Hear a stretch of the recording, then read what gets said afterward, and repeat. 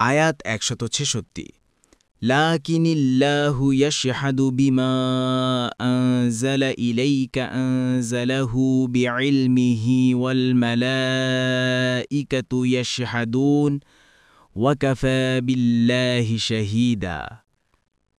অনুবাদ: কিন্তু আল্লাহ সাক্ষ্য দিচ্ছেন আপনার প্রতি যা তিনি নাজিল করেছেন তার মাধ্যমে।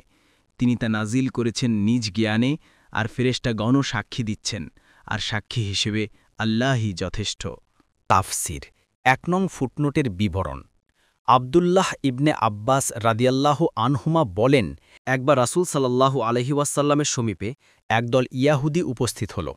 রাসূল সাল্লাল্লাহু আলাইহি ওয়াসাল্লাম তাদেরকে লক্ষ্য করে বললেন, আল্লাহর শপথ, তোমরা সন্দেহাতীতভাবে জানো যে আমি আল্লাহ তাআলার সত্য রাসূল।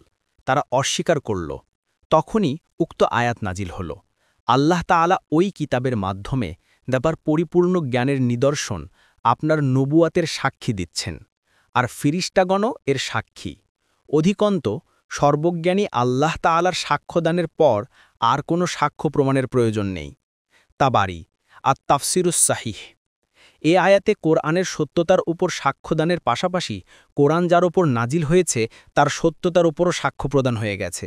তাছাড়া অন্যত্র আল্লাহ তাআলা শুধু কোরআনের জন্যেও এ সাক্ষ্য দিয়ে বলেছেন, আর আমরা সত্যসহই কোরআন নাজিল করেছি এবং তা সত্যসহই নাজিল হয়েছে। আমি তো আপনাকে শুধু সুসংবাদদাতা ও সতর্ককারী রূপে পাঠিয়েছি। সূরা আল ইসরা ১০৫।